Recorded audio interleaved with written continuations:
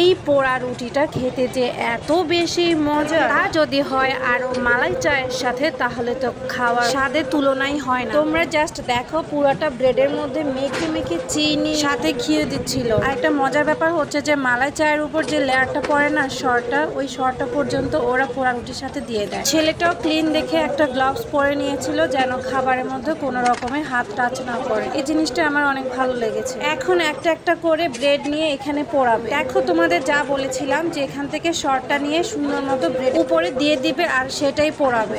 এই দোকানে আশেপাশে এত সুন্দর স্মেল আর মানুষের উপচে পড়া ভিড় দেখে অবাক হয়ে যাবা। খেতে হলে লাইন ধরে দাঁড়িয়ে থাকতে হবে। এখানে মালাই চা, দুধ চা, কয়েক টাইপেরই চা পাওয়া যায়, কিন্তু মালাই চায়ের সাথে বেস্ট। তোমরা অনায়াসে 3 থেকে 4টা পর্যন্ত ব্রেড খেয়ে ফেলতে পারবা।